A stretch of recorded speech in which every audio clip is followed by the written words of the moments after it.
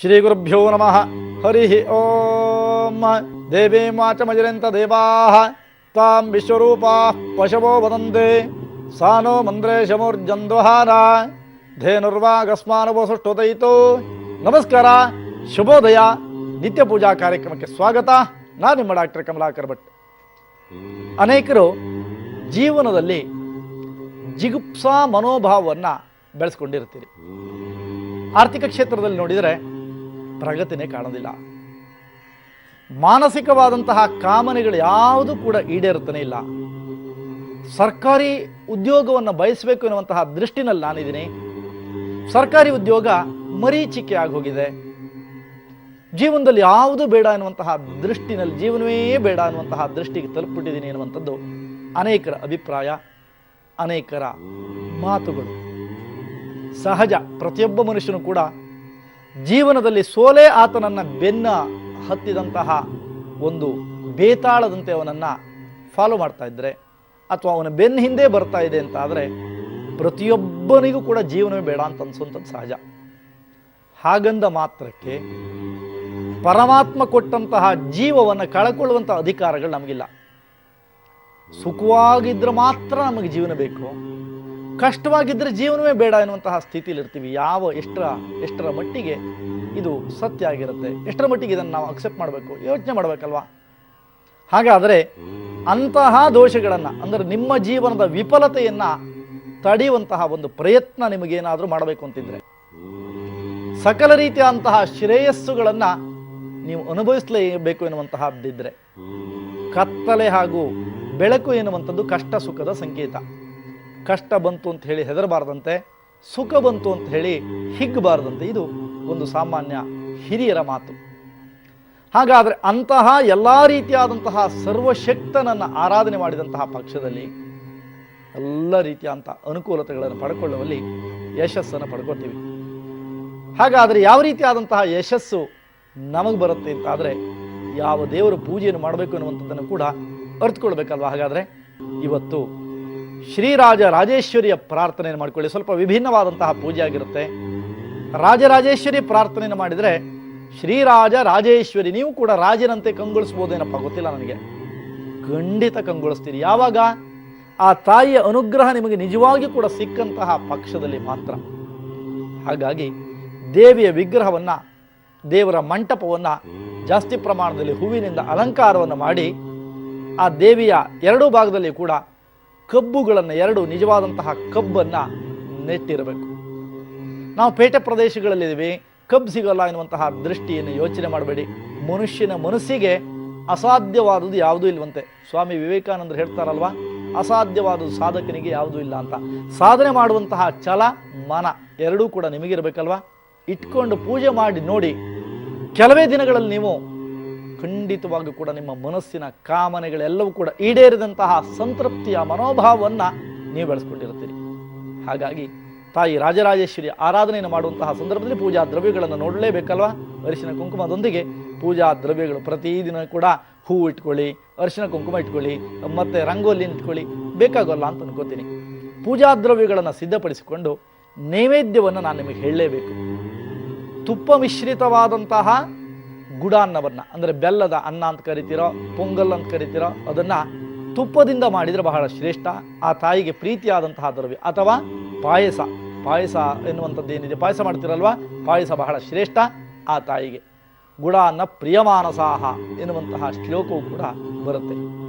ಹಾಗಾಗಿ ಎಲ್ಲ ಪೂಜಾ ದ್ರವ್ಯಗಳನ್ನು ಸಿದ್ಧಪಡಿಸಿಕೊಂಡು ದೇವಿಯ ಇಕ್ಕೆಲಗಳಲ್ಲಿ, ಆ ಕಡೆ ಈ ಕಡೆ ಎರಡೂ ಕಡೆಗಳಲ್ಲಿ ಕೂಡ ತುಪ್ಪದ ದೀಪವನ್ನು ಅಂಟಿಸಬೇಕು. ಆ ದೀಪವನ್ನು ಇಡುವಂತಹ ಪೂರ್ವದಲ್ಲಿ ಆ ದೀಪವನ್ನು ಇಡುವಂತಹ ಜಾಗಕ್ಕೆ ರಂಗೋಲಿಯನ್ನು ಹಾಕಬೇಕು. ನೀವು ರಂಗೋಲಿಯನ್ನು ಹಾಕಿ ರಂಗವಲ್ಲಿಯ ಮೇಲೆ ಪ್ರತಿಷ್ಠಾಪನೆ ಮಾಡಬೇಕು ಎರಡೂ ದೀಪಗಳನ್ನು. ಹಾಗಾದರೆ ಪೂಜೆಯನ್ನು ಮಾಡೋಣವಾ? ಘಂಟಾನಾದವನ್ನು ಮಾಡ್ತಾ ಭೂತಾಯಿಯ ಪ್ರಾರ್ಥನಾದಿಗಳನ್ನು ಸಂಪನ್ನಗೊಳಿಸಿ ಅಥವಾ ಸಮೃದ್ಧಿಗೊಳಿಸಿ ಆಸನಾದಿ ಶುದ್ಧಿಗಳನ್ನು ಪೂರೈಸಿಕೊಳ್ಳಬೇಕು. ಪ್ರಾಣಾಯಾಮ ಮಾಡಬೇಕು. ಸಂಕಲ್ಪವನ್ನು ಕೈಗೊಳ್ಳುವಂತಹ ಕಾಲ. ಪೂರ್ವೋಚ್ಚರತ ಏವಂ ಗುಣ ವಿಶೇಷ ವಿಷ್ಟಾಯಾಮ ಸ್ಯಾಮ ಶುಭದಿದೌ.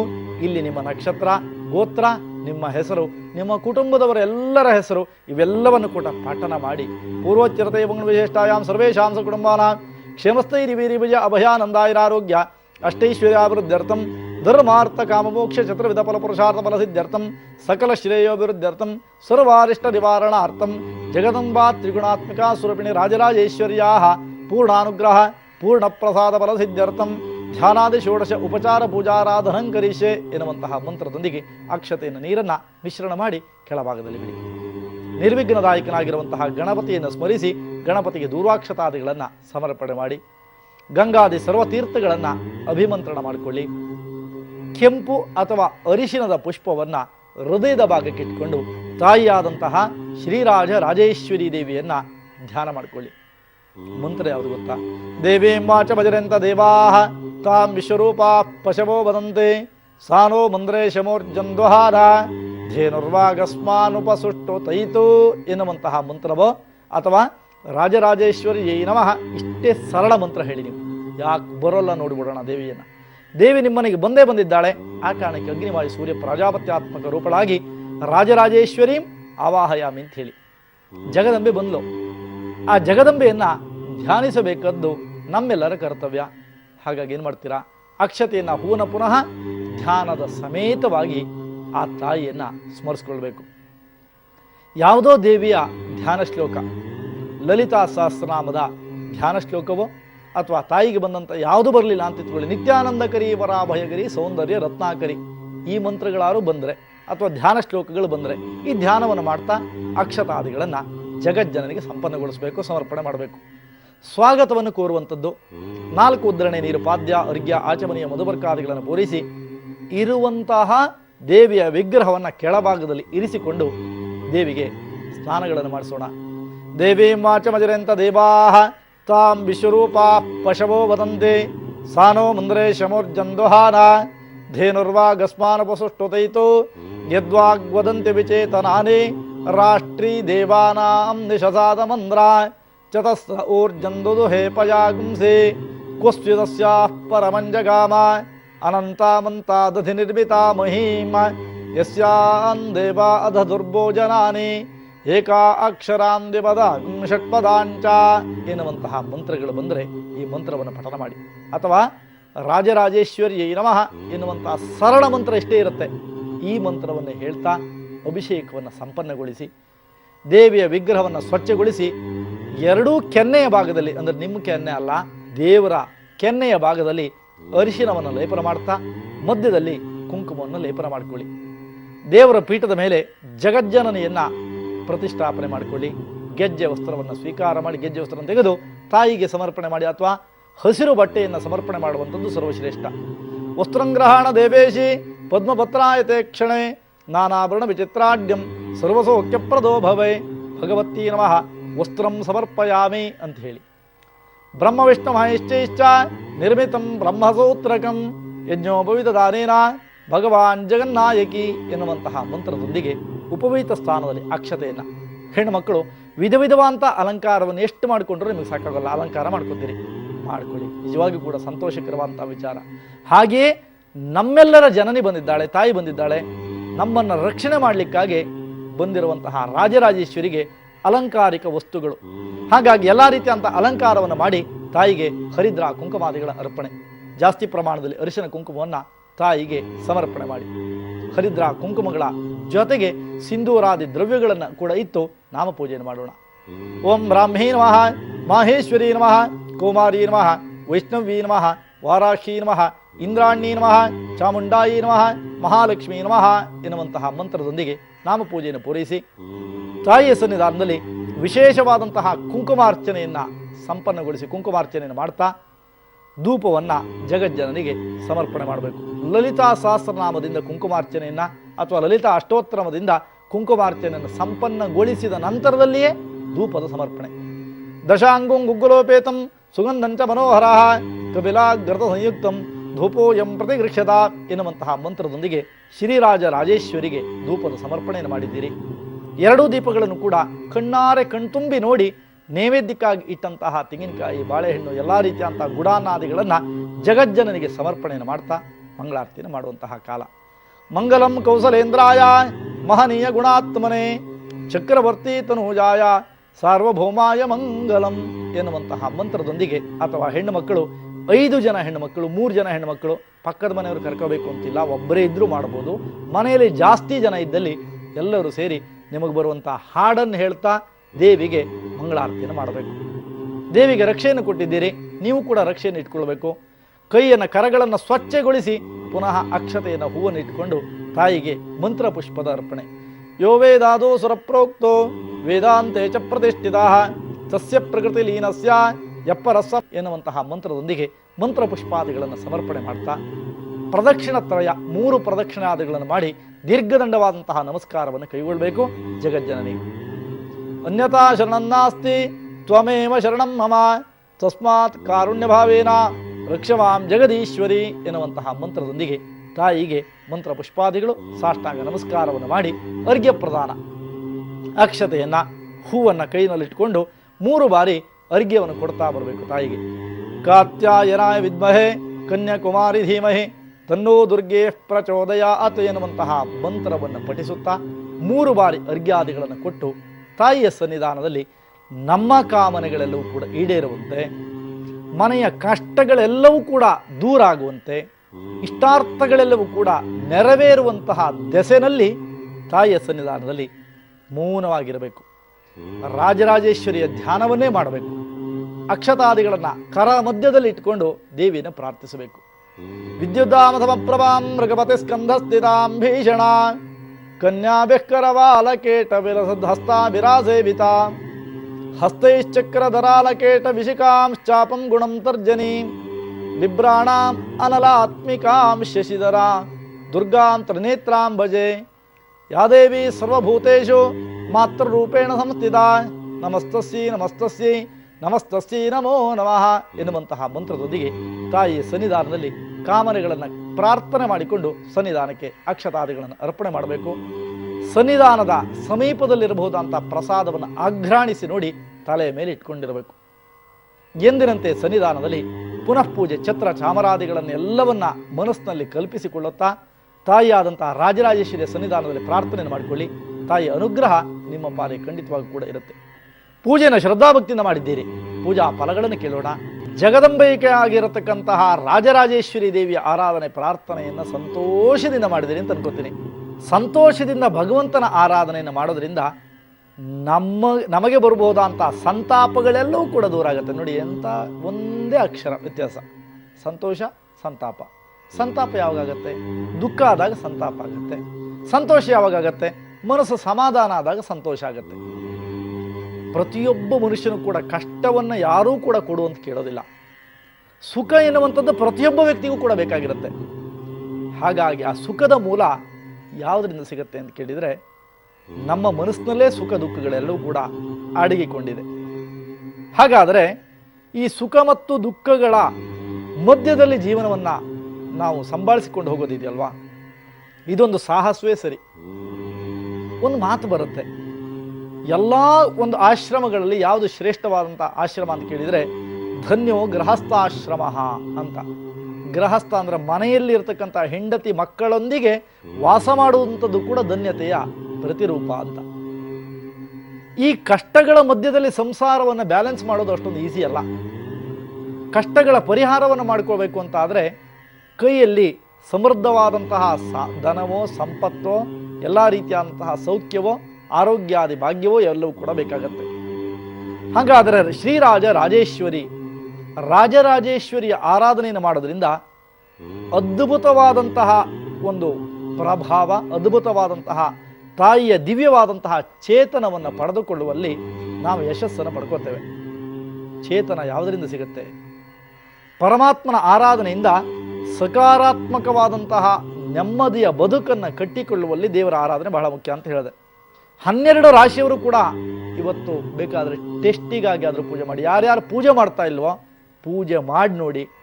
ಕೆಲವೇ ದಿನಗಳಲ್ಲಿ ಇಲ್ಲಪ್ಪ ಅನುಕೂಲ ಆಯ್ತು ನಮಗೆ ಅನ್ನುವಂತಹ ದೃಷ್ಟಿನಲ್ಲಿ ನಿಮ್ಮ ಬಾಯಲ್ಲಿ ಬರುತ್ತೆ ಮಾತು, ನನ್ನಿಂದ ಬರೋಲ್ಲ. ಆ ರಾಜರಾಜೇಶ್ವರಿಯ ಶಕ್ತಿ, ದಿವ್ಯವಾದಂತಹ ಸಾನ್ನಿಧ್ಯವೇ ಹಾಗೆ. ತಾಯಿಯ ತಾಯಿಯಾಗಿ ನಮಗಿರುವಂತಹ ವ್ಯಕ್ತಿಗಳ ತಾಯಿಯಾಗಿ ನಮ್ಮ ತಾಯಿ ಇರ್ತಾಳೆ. ಆ ತಾಯಿಯಂದಿರ ಜಗತ್ತಿನ ತಾಯಿಯಾಗಿ ನೆಲೆಗೊಂಡಿರುವಂತಹ ಶಕ್ತಿ ಆ ರಾಜರಾಜೇಶ್ವರಿ ದೇವಿ. ಈ ರಾಜರಾಜೇಶ್ವರಿಯ ಆರಾಧನೆ ಪ್ರಾರ್ಥನೆಯನ್ನು ಮಾಡುವುದರಿಂದ ಜೀವಿತಾವಧಿಯಲ್ಲಿ ಬೇಕಾದಂತಹ ಸುಖ ಸೌಖ್ಯಾದಿಗಳನ್ನು ಪಡೆದುಕೊಳ್ಳುವಲ್ಲಿ ಯಶಸ್ಸು ಎನ್ನುವಂಥದ್ದು ಕಟ್ಟಿಟ್ಟಂತಹ ಬುತ್ತಿ. ಇದು ನನ್ನ ಮಾತಲ್ಲ, ಪ್ರಾಜ್ಞರಾಡಿದಂತಹ ಮಾತು. ಹಾಗಾದರೆ ಅಂತಹ ತಾಯಿಯನ್ನು ಧ್ಯಾನ ಮಾಡಿದ್ರಿ. ಹೇಗೆ ಉದಯಿಸುವಂತಹ ಸೂರ್ಯನ ಚೈತನ್ಯ, ಸೂರ್ಯನ ಕಿರಣ ಎಷ್ಟು ಕಿಲೋಮೀಟರ್ ಸ್ಪೀಡಲ್ಲಿ ಬರುತ್ತೆ, ಯಾರೂ ಕೂಡ ಮೀಟರ್ನ ಇಟ್ಟು ಚೆಕ್ ಮಾಡಲಿಕ್ಕೆ ಸಾಧ್ಯವಿಲ್ಲ. ಆ ದೇವಿಯನ್ನು ಆರಾಧನೆ ಮಾಡೋದ್ರಿಂದ ಅಷ್ಟು ವೇಗದಲ್ಲಿ ಬಂದು ನನ್ನ ಭಕ್ತರ ಮನೆಯನ್ನು ಸೇರ್ತೇನೆ ಅಂತ ಹೇಳಿ ತಾಯಿ ಹೇಳಿದಂತಹ ವಾಕ್ಯ ಅದು. ಅಷ್ಟು ಬೇಗ ಬರ್ತಾಳಂತೆ. ನಮ್ಮ ಕಷ್ಟಗಳೆಲ್ಲವೂ ಕೂಡ ದೂರ ಆಗತ್ತಂತೆ. ಹೇಗೆ ಬೆಳಕು ಬಂದಾಗ ಕತ್ತಲು ಎನ್ನುವಂಥದ್ದು ಓಡಿ ಹೋಗುತ್ತೋ, ಕಷ್ಟ ಎನ್ನುವಂಥದ್ದು ನಮಗಿರುವಾಗ ದೇವರ ಒಂದು ದೃಷ್ಟಿ ಬಿದ್ದರೂ ಸಾಕು, ಕಷ್ಟಗಳೆಲ್ಲವೂ ಕೂಡ ಮಾಯಾಗಿ ಹೋಗುತ್ತೆ. ಆ ದೃಷ್ಟಿನಲ್ಲಿ ಅದ್ಭುತವಾದಂತಹ ಶಕ್ತಿಯನ್ನು ಪಡೆದುಕೊಂಡಿದ್ದೀರಿ.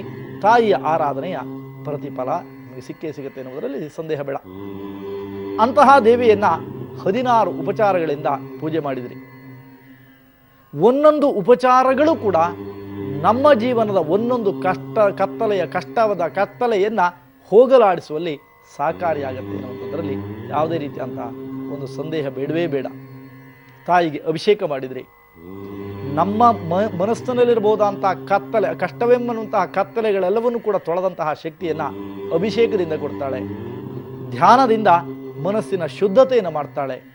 ಆವಾಹನೆಯಿಂದ ನಿಮ್ಮ ಮನೆಯ ಸಕಾರಾತ್ಮಕ ಚೈತನ್ಯ ಎನ್ನುವಂಥದ್ದು ಬೆಳಗತ್ತೆ. ಹಾಗೆ ವಿಶೇಷವಾಗಿರತಕ್ಕಂತಹ ನಾಮಪೂಜೆಯನ್ನು ಮಾಡೋದ್ರಿಂದ ಆರೋಗ್ಯಾದಿ ಭಾಗ್ಯಗಳು ನಿಮಗೆ ದೊರಕುತ್ತೆ. ವಿಫಲವಾಗಿರುವಂತಹ ನಿಮ್ಮ ಕಾರ್ಯಗಳೆಲ್ಲವೂ ಕೂಡ ನಿವಾರಣೆಯಾದಂತಹ ಸಂತಾಪವನ್ನು ಹೋಗಲಾಡಿಸಿ ಸಂತೋಷವನ್ನು ಕೊಡುವಲ್ಲಿ ನಾಮಪೂಜೆ ಅನುಕೂಲ ಆಗುತ್ತೆ. ಧೂಪ ದೀಪಾದಿಗಳು, ನೈವೇದ್ಯಗಳು ಇತ್ಯಾದಿಗಳೆಲ್ಲವೂ ಕೂಡ ಆರೋಗ್ಯವನ್ನು ಕೊಡುವಲ್ಲಿ ಖಂಡಿತವಾಗಿ ಕೂಡ ಯಶಸ್ಸನ್ನು ಪಡ್ಕೊಳ್ತೀರಿ. ಪ್ರಾರ್ಥನೆಯನ್ನು ಮಾಡಿಕೊಂಡ್ರಿ. ನಾವು ಯಾರಲ್ಲಿ ಕೇಳಲಿಕ್ಕೆ ಸಾಧ್ಯ? ಕಷ್ಟಗಳನ್ನು ಇದೆ ಅಂತ ಹೇಳಿ ದೇವರಲ್ಲಿ ಮಾತ್ರ ಕೇಳಲಿಕ್ಕೆ ಸಾಧ್ಯ. ಅಂತಹ ದೇವಿಯ ಸನ್ನಿಧಾನ ಏನಿದೆಯೋ, ದೇವಿಯ ಸನ್ನಿಧಾನದಲ್ಲಿ ಪ್ರಾರ್ಥನೆಯನ್ನು ಮಾಡಿಕೊಳ್ಳುವುದರಿಂದ ಎಲ್ಲ ರೀತಿಯಂತಹ ಸಂಕಷ್ಟಗಳು ಕೂಡ ದೂರ ಆಗುತ್ತೆ. ಚಿಂತೆಯನ್ನು ಮಾಡಬೇಡಿ. ನಿಮ್ಮ ಎಲ್ಲ ರೀತಿಯಂತಹ ಸಂಕಷ್ಟಗಳನ್ನು ಪರಿಹಾರ ಮಾಡುವಂತಹ ದೆಸೆಯಲ್ಲಿ ಪತ್ರವನ್ನು ನೀವು ಬರೀರಿ. ಸಾವಿರಾರು ಪತ್ರಗಳು ಈಗಲೇ ಬಂದು ಕೈಯನ್ನು ಸೇರ್ತಾ ಇದೆ. ನಿಮ್ಮ ಕಷ್ಟಗಳ ಪರಿಹಾರಕ್ಕಾಗಿ ನಿಮ್ಮೊಂದಿಗೆ ನಾನು ಪೂಜೆಯನ್ನು ಮಾಡ್ತೀನಿ. ನಾನು ನಿಮ್ಮ ಕೈಯಾರ ಪೂಜೆಯನ್ನು ಮಾಡಿಸ್ತೀನಿ. ಆ ಪೂಜೆಯಿಂದ ಸಂಕಷ್ಟಗಳು ಪರಿಹಾರವಾದಂತಹ ವಾರ್ತೆಗಳನ್ನು ನಾನು ಕೇಳುವಂತಹ ಹೆಬ್ಬೈಕೆಯನ್ನು ಹೊಂದಿದ್ದೇನೆ. ಪರಮಾತ್ಮನ ಅನುಗ್ರಹ ನಿಮಗೆ ಸಿಗಬೇಕು ಅಂತಾದರೆ ನಿಮ್ಮ ಪತ್ರಕ್ಕೆ ನಾನು ಕಾಯ್ತಾ ಇರ್ತೀನಿ. ಉತ್ತರಿಸುವಂತಹ ಪ್ರಯತ್ನವನ್ನು ನಾನೇ ಮಾಡ್ತೀನಿ. ಖಂಡಿತವಾಗಿ ಯೋಚನೆಯನ್ನು ಮಾಡಬೇಕಂತ ಅಗತ್ಯ ನಿಮಗಿಲ್ಲ. ಪ್ರತಿಯೊಬ್ಬ ಮನುಷ್ಯರಿಗೂ ಕೂಡ ಕಷ್ಟಗಳು ಬರುತ್ತೆ. ಕಷ್ಟಗಳನ್ನು ಎದುರಿಸುವಂತಹ, ಇಷ್ಟಾರ್ಥಗಳನ್ನು ನೆರವೇರಿಸಿಕೊಳ್ಳುವಂತಹ ಶಕ್ತಿಯನ್ನು, ಚೈತನ್ಯವನ್ನು ಭಗವಂತ ಕೊಡ್ತಾನೆ. ಆ ನಿರೀಕ್ಷೆಯಲ್ಲಿ ನೀವು ಕೂಡ ಇರಿ. ಜೀವನವೇ ಒಂದು ಆಶಾಭಾವ. ಆಶೆಯಿಂದ ನಾವೆಲ್ಲರೂ ಕೂಡ ಇರೋಣ. ಪರಮಾತ್ಮ ಒಳ್ಳೇದು ಮಾಡ್ತಾನೆ. ಚಿಂತೆಯನ್ನು ಮಾಡಬೇಡಿ. ಪೂಜಾ ಫಲಗಳನ್ನು ಕೂಡ ಕೇಳಿದ್ದೀರಿ. ದ್ವಾದಶ ರಾಶಿಗಳ ದಿನಚರಿಗಳು ಹೇಗಿರುತ್ತೆ, ಯಾವ್ಯಾವ ರಾಶಿಯವರು ಯಾವ್ಯಾವ ಪೂಜೆ ಮಾಡಿದರೆ ಅನುಕೂಲ ಆಗುತ್ತೆ ಎಲ್ಲವನ್ನು ಅರಿಯೋಣ. ಮೇಷರಾಶಿಯವರ ದಿನಚರಿ ಸಾಮಾನ್ಯವಾಗಿ ಒಳ್ಳೆಯ ದಿನ ನಿಮ್ಮ ಪಾಲಿಗಿದೆ.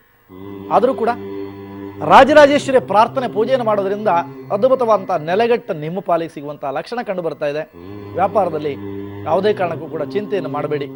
ಆದರೂ ಮೋಸಗಾರರ ಜಾಲಕ್ಕೆ ಬೀಳುವಂತಹ ಸಾಧ್ಯತೆಗಳು ಕಂಡು ಬರುತ್ತೆ. ಹುಷಾರಲ್ಲಿರಿ ವ್ಯಾಪಾರಿಗಳು. ಹಿರಿಯರ ಆರೋಗ್ಯ ಸುಧಾರಣೆಯನ್ನು ಕಂಡುಕೊಳ್ಳುತ್ತೆ. ವೈದ್ಯಾಧಿಕಾರಿಗಳಿಗೆ ಶುಭ ಕಾಮನೆಗಳು, ಶುಭವಾದಂತಹ ಅಂಶಗಳನ್ನು ಪಡ್ಕೊಳ್ತೀರಿ. ಕುಟುಂಬದ ಸೌಖ್ಯ ನಿಮ್ಮ ಪಾಲಿಗೆ ಸಿಗುವಂತಹ ಲಕ್ಷಣಗಳು ಗೋಚರಿಸ್ತಾ ಇದೆ. ತೊಂದರೆ ನಿವೃತ್ತಿ, ಆರ್ಥಿಕ ಪ್ರಗತಿ, ಸಂಕಷ್ಟಗಳ ನಿವಾರಣೆಗಾಗಿ ರಾಜರಾಜೇಶ್ವರಿ ಪೂಜೆ ಮಾಡಿ ನೋಡಿ. ಇವತ್ತು ಒಳ್ಳೆಯದಂತಹ ಫಲ ಸಾಯಂಕಾಲದ ಒಳಗಡೆ ನಗುಮುಖದಿಂದ ಬರ್ತೀರ. ಇಲ್ಲಿದ್ರೆ ಹ್ಯಾಪ್ ಮುಖ ಹಾಕೊಂಡು ಬರುವಂತಹ ಸಾಧ್ಯತೆಗಳಿದೆ. ಹೇಳದ್ ನನ್ನ ಧರ್ಮ. ಬೇಕಾದ್ರೆ ಕೇಳಿ, ಬ್ಯಾಡ್ದಿಗಿದ್ರೆ ಬಿಟ್ಟಬಿಡಿ. ತೀರ್ಮಾನ ನೀವು ಮಾಡಿ. ವೃಷಭ ರಾಶಿಯವರ ದಿನಚರಿ ನೋಡೋಣ. ಶುಭವಂತಹ ಫಲಾಫಲದ ನಿರೀಕ್ಷೆಯಲ್ಲಿ ನೀವು ಇವತ್ತಿರಬಹುದು. ಆರ್ಥಿಕ ಸಂಕಷ್ಟ ದೂರ ಆಗತ್ತೆ. ಸಮಾಜ ಸುಧಾರಕರಿಗೆ ಉನ್ನತ ಮಟ್ಟದ ಸನ್ಮಾನಗಳು ನಡೆಯುತ್ತೆ. ನೀವು ದುಡ್ಡು ಕೊಟ್ಟು ಮಾಡಿಸ್ಕೊತಿರೋ ಅಥವಾ ಸಮಾಜ ಮಾಡುತ್ತೋ ನನಗೆ ಗೊತ್ತಿಲ್ಲ. ಹಾಗೊಂದು ಅಪವಾದಗಳು ಕೂಡ ಕೆಲವು ಸಂದರ್ಭದಲ್ಲಿ ಕೇಳ್ತೀವಿ. ಆದರೆ ಸಮಾಜದ ಗೌರವಕ್ಕೆ ಪಾತ್ರರಾಗುವಂತಹ ಸಾಧ್ಯತೆಗಳು ಸಮಾಜ ಸುಧಾರಕರಿಗೆ ಕಂಡು ಬರುತ್ತೆ. ರಾಜಕಾರಣಿಗಳಿಗೆ ಮುನ್ನಡೆಯ ಕಾಲ. ತೊಂದರೆ ನಿವೃತ್ತಿ, ಮಾನಸಿಕವಾದಂತಹ ಲಾಭಾಂಶಗಳಿಗೆ ನೀವು ಮಾಡಬೇಕಂತ ಪೂಜೆ ತಾಯಿಯಾದಂತಹ ರಾಜರಾಜೇಶ್ವರಿಯ ಪ್ರಾರ್ಥನೆ ಮಾಡಿ ಕುಂಕುಮಾರ್ಚನೆಯನ್ನು ಮಾಡುವಂಥದ್ದನ್ನು ಮರಿಬೇಡಿ. ಒಳ್ಳೆಯದಾಗುತ್ತೆ, ಚಿಂತೆ ಮಾಡಬೇಡಿ. ಮಿಥುನ ರಾಶಿಯವರ ಜನತೆ ಬಂಪರ್ ಡೇರಿ ಇವತ್ತು. ಕೆಲಸ ಕಾರ್ಯಗಳಲ್ಲಿ ಜಯ, ಅಧಿಕ ಪ್ರಮಾಣದ ಲಾಭಾಂಶ, ಮನೆಯಲ್ಲಿ ಸಂತೋಷ, ಶುಭಪ್ರದವಾದಂತಹ ದಿನ ನಿಮ್ಮ ಪಾಲಿಗೆ. ಪ್ರೇಮಿಗಳಿಗೆ ಮನೋಲ್ಲಾಸ, ದೂರದ ಪ್ರಯಾಣ ಇತ್ಯಾದಿ ಶುಭ ಫಲಗಳೇ ಇವತ್ತು ಮಿಥುನ ರಾಶಿಯವರಿಗೆ ಕಂಡು ಬರ್ತಾ ಇದೆ. ಹಿರಿಯರ ಆರೋಗ್ಯದಲ್ಲಿ ಒಳ್ಳೆಯದಂಥ ಬೆಳವಣಿಗೆಯನ್ನು ಕಾಣ್ತೀರಿ. ಆರೋಗ್ಯ ಸುಧಾರಣೆಯ ಮಟ್ಟವನ್ನು ತಲುಪುತ್ತೆ. ವಿದ್ಯಾರ್ಥಿಗಳಿಗೆ ಶುಭಪ್ರದವಾದಂತಹ ದಿನ. ಯಾರ್ಯಾರು ವನಪಾಲಕರಿದ್ದೀರೋ, ಫಾರೆಸ್ಟ್ ಡಿಪಾರ್ಟ್ಮೆಂಟಲ್ಲಿ ಕೆಲಸ ಮಾಡ್ತಕ್ಕಂಥವರಿಗೆ ಬಹಳ ಜಾಗೃತಿಯಿಂದ ಇರಬೇಕು, ಯಾರಿಗೂ ತೊಂದರೆ ಆಗಬಾರ್ದು. ಅಂತಹ ದೃಷ್ಟಿ ಇದ್ದಲ್ಲಿ ವನದುರ್ಗಿಯ ಪ್ರಾರ್ಥನೆಯನ್ನು ಮಾಡುವಂಥದ್ದು ಮಿಥುನ ರಾಶಿಯವರಿಗೆ ಉತ್ತಮ, ಒಳ್ಳೆಯದಾಗತ್ತೆ, ಚಿಂತೆ ಮಾಡಬೇಡಿ. ಕರ್ಕಾಟಕ ರಾಶಿಯವರ ದಿನಚರಿ ಶುಭವಾದಂತಹ ದಿನ. ಆದರೂ ಮಾನಸಿಕ ಒತ್ತಡಗಳು ನಿಮ್ಮನ್ನ ಕೆದಕುವಂತಹ, ಕದಡುವಂತಹ ಸಾಧ್ಯತೆಗಳು ಗೋಚರಿಸ್ತಾ ಇದೆ. ಹಾಗೆಯೇ ಆಂತರಿಕ ಕಲಹಗಳು ಕೂಡ ಒಂದು ವಿಶೇಷವಾಗಿ ಸ್ಫೋಟಗೊಳ್ಳುವಂತಹ ಸಾಧ್ಯತೆ ಮನೆಯಲ್ಲಿ ಗೋಚರವಾಗುತ್ತೆ. ಭಿನ್ನಾಭಿಪ್ರಾಯಗಳು ಉತ್ತಮ ಅಲ್ಲ. ಅಣ್ಣ ತಮ್ಮೆಂದರ ಮಧ್ಯದಲ್ಲಿ ವಿರಸಾಭಾವಗಳುಂಟಾಗಿ ಅಣ್ಣನ ಮುಖ ತಮ್ಮ ನೋಡಲ್ಲ, ನನ್ನ ಮುಖ ನೀನು ನೋಡಬೇಡ, ನಿನ್ನ ಮುಖ ನಾನು ನೋಡಲ್ಲ ಎನ್ನುವಂತಹ ಸ್ಥಿತಿಗೂ ಕೂಡ ಹೋಗ್ಬೋದು. ಸಮಾಧಾನವಾಗಿ ಇರಬೇಕಾದ್ದು ನಿಮ್ಮ ಧರ್ಮ, ನಿಮ್ಮ ಕರ್ತವ್ಯ ಆಗಿರುತ್ತೆ. ಹಿರಿಯರ ಮಾತನ್ನ ಧಿಕ್ಕರಿಸುವಂಥದ್ದು ನಿಮ್ಮ ಪಾಲಿಗೆ ಉತ್ತಮ ಅಲ್ಲ ಅನ್ನುವಂಥದ್ದಷ್ಟೇ ನನ್ನ ಸಲಹೆ. ನವಗ್ರಹ ದೇವತೆಗಳ ಪ್ರಾರ್ಥನೆ ಮಾಡಿ, ಈಶ್ವರನ ಆರಾಧನೆ ಮಾಡಿಕೊಳ್ಳಿ. ಯಾವ ಥರದ ತೊಂದರೆಗಳು ಕೂಡ ಬರಲ್ಲ. ಮಾಡಿ ನೋಡಿದವರಿಗೆ ಇದರ ಪ್ರತಿಫಲ ಇವತ್ತು ಗೊತ್ತಾಗುತ್ತೆ. ಸಿಂಹರಾಶಿಯವರ ದಿನಚರಿ ಅರ್ಧಾಷ್ಟಮ ಶನಿಯ ಪ್ರಭಾವ ನಡೀತಾ ಇದೆ. ವ್ಯತಿರಿಕ್ತವಾದಂತಹ ಮನಸ್ಸಿನ ಭಾವನೆಗಳು ನಿಮ್ಮ ಮನಸ್ಸಿಗೆ ಪ್ರತಿಕೂಲವನ್ನು ಉಂಟು ಮಾಡುವಂತಹ ಲಕ್ಷಣಗಳು ಕಂಡು ಬರ್ತಾ ಇದೆ. ಹುಷಾರಲ್ಲಿ ಇದೆ ಅಷ್ಟೇ. ಹಿರಿಯರ ಜೀವನವನ್ನು ನೋಡಿದಾಗ ಆರೋಗ್ಯದಲ್ಲಿ ಏರುಪೇರುಗಳು ಉಂಟಾಗುವಂತಹ ಸಾಧ್ಯತೆ ಕಂಡು ಬರ್ತಾ ಇದೆ. ಮನಸ್ಸಿನ ಮನೋಲ್ಲಾಸ ದೂರವಾಗಿ ದುಃಖದ ವಾತಾವರಣ ಕೆಲವರಿಗೆ ನಿರೀಕ್ಷೆಯನ್ನು ಮಾಡಲೇಬೇಕಂತ ದಿನವಾಗಿ ಪರಿಣಾಮವನ್ನು ಮಾಡುತ್ತೆ. ಯೋಧರಾಗಿ ಯಾರ್ಯಾರಿದ್ದೀರೋ ನೀವೆಲ್ಲರೂ ಕೂಡ ಇವತ್ತು ವಿಶೇಷವಾದಂತಹ ದೇವಿಯನ್ನು ಪ್ರಾರ್ಥನೆ ಮಾಡುವಂಥದ್ದು ನಿಮ್ಮ ಪಾಲಿಗೆ ಶುಭಕರ. ಕುಲದೇವರನ್ನು ಸ್ಮರಿಸಿ, ಯೋಧರ ಕುಟುಂಬದವರು ಕೂಡ ಕುಲದೇವರನ್ನು ಸ್ಮರಿಸಿ ರಕ್ಷಣೆಯನ್ನು ಕೋರುವಂತೆ ಪರಮಾತ್ಮನನ್ನು ಪ್ರಾರ್ಥನೆ ಮಾಡಿಕೊಳ್ಳಿ, ಒಳ್ಳೆಯದಾಗತ್ತೆ, ಚಿಂತೆಯನ್ನು ಮಾಡಬೇಡಿ. ಕನ್ಯಾ ರಾಶಿಯವರ ದಿನಚರಿಗಳನ್ನು ನೋಡಿದಾಗ ಶುಭ ವಾರ್ತೆಗಳನ್ನು ಕೇಳುವಂತಹ ಸಾಧ್ಯತೆಗಳು, ವಿಪರೀತವಾದಂತಹ ಆಯಾಸದಿಂದ ದೂರಾಗಿ ಒಂದು ಉತ್ಸಾಹಭರಿತರಾಗಿ ಜೀವನವನ್ನು ಕಳೆಯುವಂತಹ ಲಕ್ಷಣ, ಬಾಲರಿಂದ ಹಿಡಿದು ವೃದ್ಧರ ತನಕ ಕೂಡ ಶುಭ ಫಲಗಳೇ. ಹಾಗಾಗಿ ವಿಶೇಷವಂತಹ ಫಲವನ್ನು ಹೇಳೋದಿಲ್ಲ. ದೇವಿಯ ಆರಾಧನೆ, ಈಶ್ವರನ ಪ್ರಾರ್ಥನೆ ಮಾಡಿ, ಒಳ್ಳೆಯದಾಗತ್ತೆ. ತುಲಾರಾಶಿಯವರ ದಿನಚರಿ 50-50. 50% ಒಳ್ಳೆಯದಂತಹ ಫಲಗಳನ್ನು ಕಂಡರೆ 50 ಕೆಟ್ಟದಾದಂತಹ ಪ್ರತಿಕೂಲ ಅವಸ್ಥೆಗಳು ಕೆಲವರಿಗೆ ಕಂಡುಬರುತ್ತೆ. ದೂರದಿಂದ ಬರುವಂತಹ ಬಂಧುಗಳು ಕೆಟ್ಟ ವಾರ್ತೆಗಳನ್ನು ಹೇಳುವಂತಹ ಸಾಧ್ಯತೆಗಳಿದೆ. ನಾರಾಯಣನ ಸ್ಮರಣೆ ಮಾಡಬೇಕು ತುಲಾರಾಶಿಯವರು ಇವತ್ತು. ಯಾವ ಮಂತ್ರ? ಓಂ ನಮೋ ನಾರಾಯಣಾಯ ಸರಳ ಅಷ್ಟಾಕ್ಷರಿ ಮಂತ್ರವನ್ನು ಪಠನ ಮಾಡುವಂಥದ್ದು ನಿಮ್ಮ ಪಾಲಿಗೆ ಶುಭಕರ. ವಿದ್ಯಾರ್ಥಿಗಳಿಗೆ ಹಿನ್ನಡೆಯ ಕಾಲ. ಅಪಘಾತಾದಿ ಸಂಭವಗಳು ಕೂಡ ಜರುಗುವಂತಹ ಸಾಧ್ಯತೆಗಳು ಕೆಲವರಿಗೆ ಆಗಲೂಬಹುದು. ತೊಂದರೆ ಆಗಬಾರ್ದು ಎನ್ನುವಂತಹ ದೃಷ್ಟಿಗಳು ನಿಮಗಿದ್ದಲ್ಲಿ ನೀವು ಮಾಡಬೇಕಂತ ಒಂದು ಸರಳ ಪರಿಹಾರ, ಓಂ ನಮೋ ನಾರಾಯಣ ಎನ್ನುವಂತಹ ಅಷ್ಟಾಕ್ಷರಿ ಮಂತ್ರವನ್ನು ಪಠನ ಮಾಡಿ. ಎಲ್ಲಾದರೂ ಗೋವು ಸಿಕ್ಕರೆ, ಹಸು ಏನಾದರೂ ಸಿಕ್ಕರೆ ಹಸುವಿಗೆ ನಮಸ್ಕಾರವನ್ನು ಮಾಡಿ, ಒಳ್ಳೆಯದಾಗತ್ತೆ. ನಮ್ಮ ನಿಜವಾದಂತಹ ತಾಯಿ ಹಸುವು ಕೂಡ ಹೌದು. ನಮ್ಮ ಹೆತ್ತ ತಾಯಿ ಮಾತ್ರ ತಾಯಿ ಅಲ್ಲ, ಗೋಮಾತೆಯು ಕೂಡ ನಮ್ಮ ತಾಯಿ ಇದ್ದ ಹಾಗೆ. ಯಾಕೆ ಗೊತ್ತಾ? ಹೆತ್ತ ತಾಯಿ 3 ವರ್ಷ ಹಾಲು ಕೊಟ್ಟು ನಮ್ಮನ್ನು ಬದುಕಿಸಿದ್ರೆ ಆ ಹೊತ್ತ ತಾಯಿ ಜೀವನ ಪರ್ಯಂತ ಕೊಡ್ತಾಳೆ. ಗೋಮಾತೆಯ ಆರಾಧನೆ ಉತ್ಸಾಹವನ್ನು ಕೊಡುತ್ತೆ, ಒಳ್ಳೆಯದಾಗಲಿ. ವೃಶ್ಚಿಕ ರಾಶಿಯವರಿಗೆ ಜನ್ಮಶನಿ ಪ್ರಭಾವ ಆರ್ಥಿಕ ಸಂಕಷ್ಟ, ವಿಪರೀತ ದೇಹಾಯಾಸ, ದೂರದ ಪ್ರಯಾಣ, ವ್ಯತಿರಿಕ್ತವಾದಂತಹ ಪರಿಣಾಮಗಳು ಮುಂದುವರಿಯುತ್ತೆ. ಆಂಜನೇಯನ ಆರಾಧನೆ ಮಾಡಿ, ಒಳ್ಳೆಯದಾಗಲಿ. ಧನುರಾಶಿಯವರ ದಿನಚರಿಗಳು ನೋಡಿದಾಗ ಸಾರ್ಧ ಸಪ್ತಮ ಶನಿಯ ಪ್ರಭಾವ ಮುಂದುವರಿತಾ ಇದೆ. ಅನಿರೀಕ್ಷಿತವಾದಂತಹ ವಾತಾವರಣದಿಂದ ಮನಸ್ಸು ಪ್ರತಿಕೂಲವಾಗಬೇಕೆ, ಹಾಗೆ ತೊಂದರೆಗಳು, ವಿಪರೀತವಾದಂತಹ ಆಯಾಸ ಇತ್ಯಾದಿಗಳು ತೊಂದರೆಗಳು ದೂರ ಬರುತ್ತೆ. ಈಶ್ವರನ ಆರಾಧನೆ ಉತ್ತಮ. ಮಕರ ರಾಶಿಗೆ ಶುಭವಾದಂತಹ ದಿನ. ದೇವಿಯ ಆರಾಧನೆಯನ್ನು ಮಾಡುವಂಥದ್ದು ನಿಮ್ಮ ಪಾಲಿಗೆ ಅನುಕೂಲ ಆಗುತ್ತೆ. ಕುಂಭರಾಶಿಯವರ ದಿನಚರಿ ಶುಭ ವಾರ್ತೆಗಳನ್ನು ಕೇಳ್ತೀರಿ. ನೆಮ್ಮದಿಯ ವಾತಾವರಣ ನಿರ್ಮಾಣ ಆಗುತ್ತೆ. ಮಕ್ಕಳಿಂದ ಉತ್ಸಾಹ, ಮಕ್ಕಳಿಂದ ಧನಾಗಮನದ ಯೋಗ ಹಲವರಿಗೆ ಕಂಡು ಬರುತ್ತೆ. ಗಣಪತಿ ಆರಾಧನೆ ಮಾಡಿ, ಒಳ್ಳೆಯದಾಗಲಿ. ಮೀನರಾಶಿಯವರ ದಿನಚರಿ ಮನೆಯಲ್ಲಿ ಸಂತಸಕರವಾದಂತಹ ವಾತಾವರಣ ನಿರ್ಮಾಣ ಆಗುವಂತಹ ಲಕ್ಷಣಗಳಿದೆ. ದೂರದ ಬಂಧುಗಳ ಆಗಮನ, ಮನೆಯಲ್ಲಿ ಸಂತೋಷ ಕೂಟಗಳು ಕೂಡ ಏರ್ಪಾಡಾಗಬಹುದು. ವಿದೇಶದಲ್ಲಿರ್ತಕ್ಕಂಥವರಿಗೆ ಆರ್ಥಿಕ ಸಮೃದ್ಧಿ ಎಲ್ಲವೂ ಕೂಡ ದೂರಾಗಿ ಸಂಕಷ್ಟಗಳು ಬರಬಹುದಂತಹ ಸಾಧ್ಯತೆ ಜಾಸ್ತಿ ಪ್ರಮಾಣದಲ್ಲಿದೆ. ಬೇರೆ ದೇಶದಲ್ಲಿ ಯಾರ್ಯಾರಿದ್ದೀರೋ ಬಹಳ ಹುಷಾರಲ್ಲಿ ಜೀವನವನ್ನು ಮಾಡಿ ಅನ್ನುವಂಥದ್ದು ನಿಮಗಾಗಿ ನಾನು ಕೊಡುವಂತಹ ಸಲಹೆ. ನೀವೆಲ್ಲರೂ ಕೂಡ ಧನಲಕ್ಷ್ಮಿಯ ಪ್ರಾರ್ಥನೆಯನ್ನು ಮಾಡುವಂಥದ್ದು ನಿಮ್ಮ ಪಾಲಿಗೆ ಶುಭಕರ, ಒಳ್ಳೆಯದಾಗತ್ತೆ, ಚಿಂತೆಯನ್ನು ಮಾಡಬೇಡಿ. ಹೋಗಿ ಬರುವಂತಹ ಸಮಯ ಆಗಿದೆ. ನಾಳು ಇನ್ನೊಂದು ವಿಶೇಷ, ಯಾವ ರೀತಿಯಾಗಿರ್ತಕ್ಕಂತಹ ಪೂಜೆಯನ್ನು ಮಾಡಿದರೆ ಈ ದಿನ ಅನುಕೂಲ ಆಗ್ಬೋದು ಎನ್ನುವಂತಹ ದೃಷ್ಟಿನಲ್ಲಿ ಕಾಯ್ತಾ ನೀವಿರಿ. 6:30ಕ್ಕೆ ನಿಮ್ಮ ಮನೆಯಲ್ಲಿ ಪುನಃ ನಾನು ಪ್ರತ್ಯಕ್ಷನಾಗ್ತೀನಿ. ಆ ದಿನದ ಅನುಕೂಲತೆಗಳಿಗಾಗಿ ಸರಳವಾದಂತಹ ಪೂಜೆಯನ್ನು ನಾನು ತಿಳಿಸ್ಕೊಡ್ತೀನಿ. ಇವತ್ತಿನ ದಿನ ನಿಮ್ಮ ಪಾಲಿಗೆ ಶುಭವಾಗಲಿ. ಲೋಕ ಸಮಸ್ತ ಸುಖಿನೋ ಭವಂತು, ಸಮಸ್ತ ಸನ್ಮಂಗಲಾನಿ ಭವಂತು. ನಮಸ್ಕಾರ.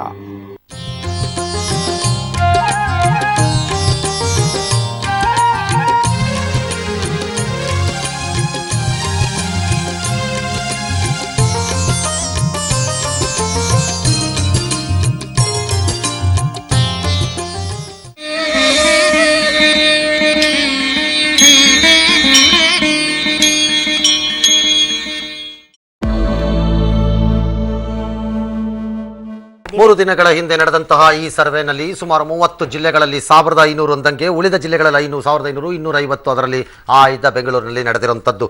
ಈ 50ರಲ್ಲಿ ವರ್ಗೀಕರಣವನ್ನು ಮಾಡಲಾಗಿತ್ತು. ಶ್ರೀಸಾಮಾನ್ಯರು, ವಿದ್ಯಾರ್ಥಿ, ಯುವಜನರು, ಗೃಹಿಣಿಯರು, ಹಿರಿಯ ನಾಗರಿಕರು, ಪಿಂಚಣಿದಾರರು, ಕಾರ್ಮಿಕರು, ವ್ಯಾಪಾರಿಗಳು ಹಾಗೂ ಗ್ರಾಮಸ್ಥರೆಂದು. ಬ್ಯಾಂಕ್ ಹಣದ ವಾಹನ ನಾಪತ್ತೆ ಪ್ರಕರಣ ಸಂಬಂಧಪಟ್ಟಂತೆ ಕದ್ದ ಹಣವನ್ನ ಹಂಚಿಕೊಂಡು ಬೇರೆ ಬೇರೆ ಆಗಲು ಪ್ಲಾನ್ ಅನ್ನ ರೂಪಿಸಿಕೊಂಡಿದ್ರಂತೆ.